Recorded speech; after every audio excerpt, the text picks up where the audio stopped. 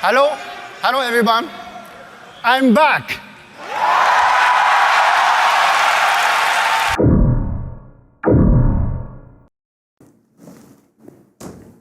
Death Stranding.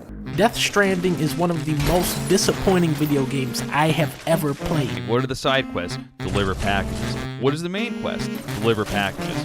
This game looks so silly, so stupid.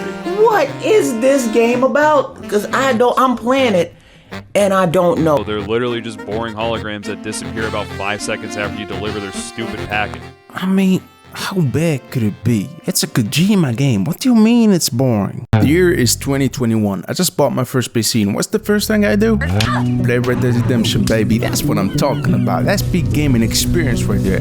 My love for Red Dead 2 is like Dana White's love for John and Jones. Sometimes it gets a little bit gay, but after I finished the game for the 5th time, I felt this emptiness. Like, what now? What else even comes close to this level of greatness? Okay, let's see. Cyberpunk? Nope, that's not it. The Last of Us Part 2? You have betrayed the fan base. Yep, I thought so. What about Alan Wake 2? Yeah, you know what? I want to know what's happened to Alan. Oh my god, what's going on in here? I regret playing this. Death Stranding. Now, this game was recommended to me by some friends, which I no longer consider them friends. We'll know why in a second, but the game looks good. On paper, it's perfect. Open world, nature, monsters. Fine, I'll give it a shot. I have been walking For 30 minutes! Yeah, this game sucks, but... Wake the fuck up, samurai. We have a game to burn.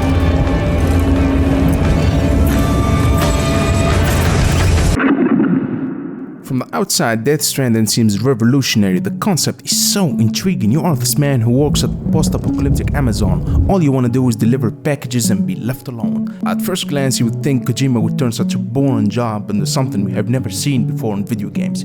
And he actually does that. He made this game a job. Literally.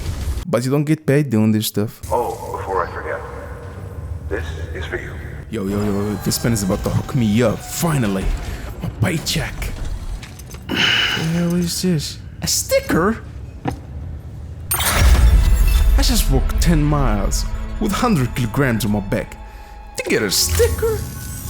Bye, Sam. Yeah, the communist won, guys. In other games, side quests feel special. In Red Dead Redemption 2, every side quest feels like a full-on campaign. In The Witcher 3, side quests make the world feel alive, like every peasant out here has their own tragic novella. In Death Stranding, you deliver boxes. That's it. You walk for 30 minutes, you dodge some ghosts, and when you're done, you meet a hologram who tells you that you are cool for doing so. Yep, I don't see how that's gonna get boring. The legend returns. How you do? Shut up! Shut the fuck up! Now for a while you might think this game has great performance. Even on max settings, the game still runs smoothly. I wanna ask you this.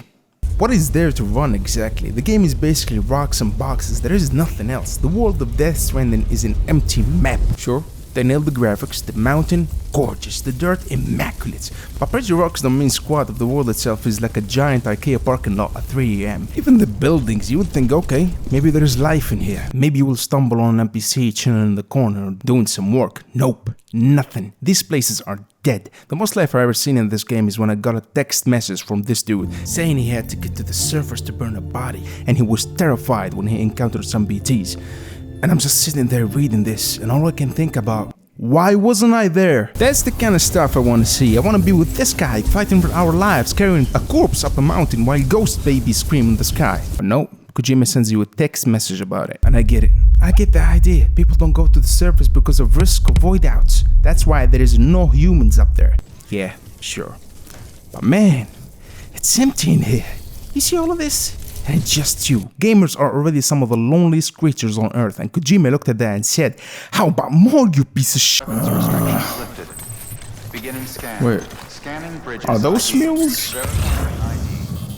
Clear. Weapons detected. No way. All weapons will be Are they humans? Cargo verified. Thank Wait a second. Well, this game just got interesting. Now, to be honest, the emptiness of the world can feel rewarding. The game feels like inspired by the movie Interstellar. Rivers will sweep you off your feet, slippery hills will make you say goodbye to your dignity, and canyons will appear out of nowhere. You'll be walking in peace, then the blizzard takes off, and all of a sudden you're fighting for your life. You'll be walking in peace, then the mountain is falling on your head, and you're fighting for your life. You'll be walking in peace, then you lose your stuff, and you start seriously thinking about taking your own life.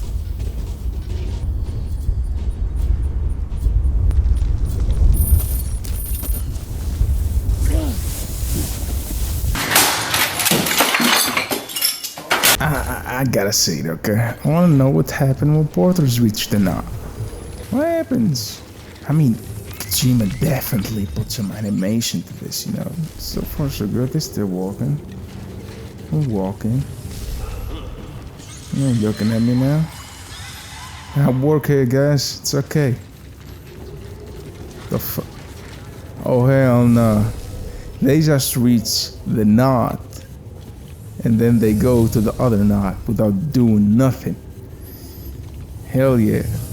AAA, baby. Death Stranding is a lengthy game. You are looking at about 60 to 100 hours to finish. For comparison, Baldur's Gate 3, it's about 75 to 100 hours to finish. Baldur's Gate has 17,000 ending variations. Death Stranding story got one. You see? You see what I'm hitting at? The game is so confusing. It's like Kojima had 3 favorite dreams and smashed them together into a game. From the weird names to the weird characters. Why does Dr. Deadman have a scar on his head? Why does Die Hardman wear a mask? Why does Sam have handprints all over his body? And why the hell is there a baby inside a jar? The story itself is mind-bending. You have got questions. Too many questions. Do we need all this? Short answer, yes, absolutely. Here's the wild part.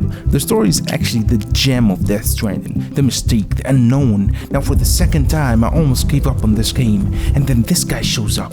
Every line he says feels like he's talking directly to you. Give a listen to this. So how about it? Aren't you getting tired of the grind? Isn't this what you've been waiting for this whole time? A game over. Sound like fun? Of course it does.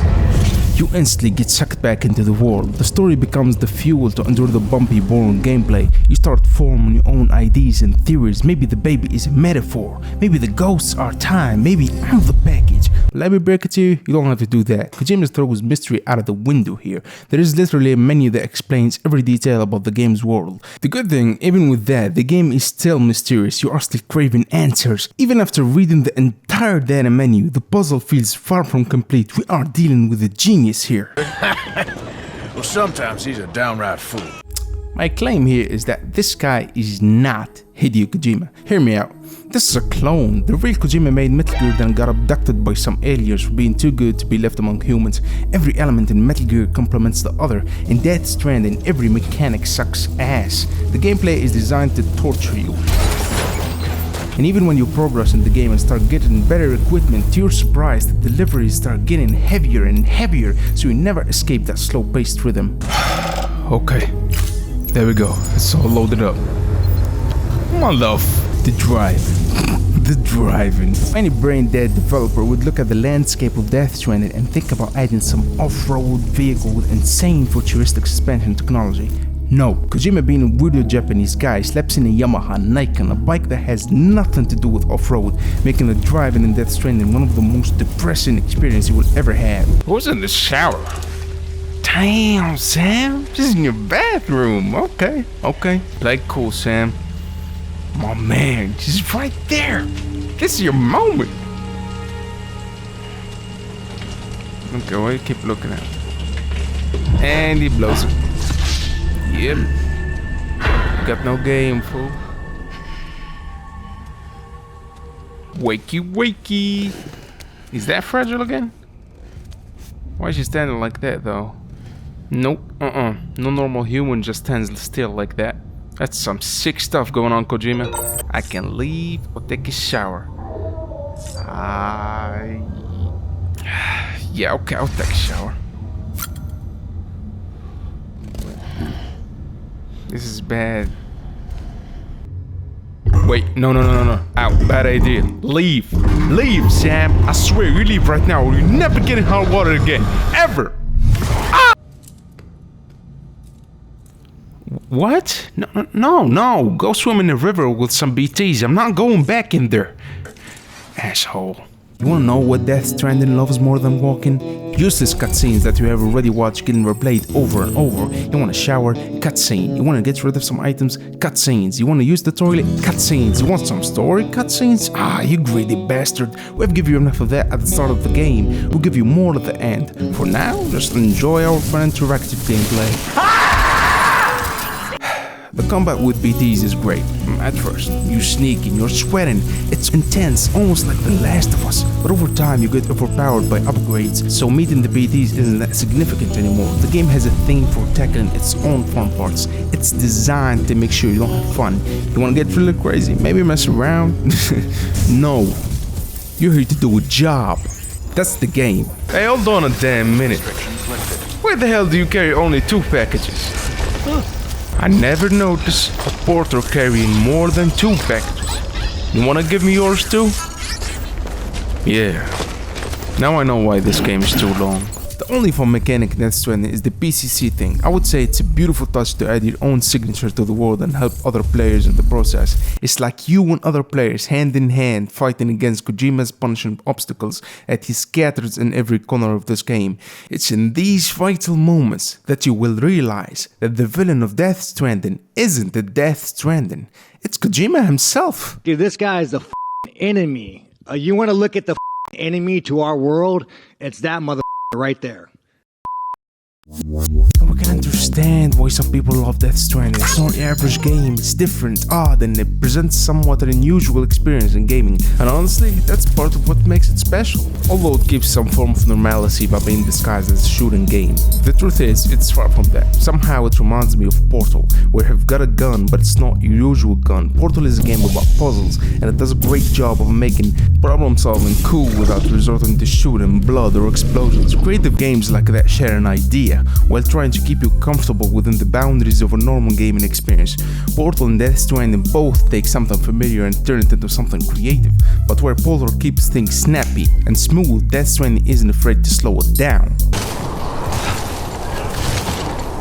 Way down. It's a game that demands patience. Even when you have got upgrades, the pain doesn't go away, it just evolves. It's frustrating. No matter how good you get, it won't stop being punishing, difficult, and boring at times. So yeah, there is no way this guy's Hideo Kojima. Fragile. You look like shit. You should be resting. Well, I must say, you got a fine way with the women, amigo. Death Stranding has a lot of issues, no doubt, but it also has a lot to offer. You need real patience and an open mind to even begin understanding what Kojima meant by such a game. It's about connection, helping strangers build things, not just for yourself, but for the next person who's just suffering as much as you. It's a beautiful gesture to remind you that it's necessary and good to help, and even better, let others help you. That's why Kojima recommends playing online, so you can see and feel his vision. But what about people who play offline? Well, sometimes he's a downright fool. The truth is, the audience can actually be forgiven when you throw something bold and new at them, especially when it comes from this lovable Japanese weirdo. But you can't expect people to just follow you off a cliff either. That's one of the mistakes this guy made too. But that's the problem with big creators. Sometimes their egos get the best of them and they try to shoot for the insane, or just straight up go insane like this guy. No, I'm not doing this. We have talked enough about him in this video, which by the way is one of the best videos I've done so far. It is not 1998 anymore. Back then every new game felt like some rare gem, fresh, unique, like developers actually had souls. Now it's all copy and paste of whatever big title made bank last year. You saw the Blood of Dawnwalker gameplay review? Yeah, it's just Witcher 3 with extra steps. But Death Stranding, that's a different beast. It's so out of the box that people are actually willing to give it another shot, because deep down we know there is more to it than just boxes and rocks on a sad empty map. And I myself believe it can be way better, and it did. Death Stranding 2 is out for PlayStation right this second, and game critics are love bomb on this one. But we know better than to trust these guys, so chill. We know better. They usually say some crazy shit.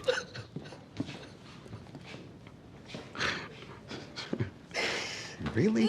The general reviews aren't bad either, even though I'm a little bit skeptical because Kojima himself said the game testers liked it too much, so he's changing a bunch of stuff before release. Damn, you just can't win with this guy. Now for me, what would I rate the first Death Stranding on my tier list? I mean, it was a rough ride, so I'm putting this game right about here. Where? It's empty? Exactly like your damn game, Kojima. 2 out of 5. And the sticker. See how I like it now, you Japanese weirdo? But, well, usually he's the best man I know.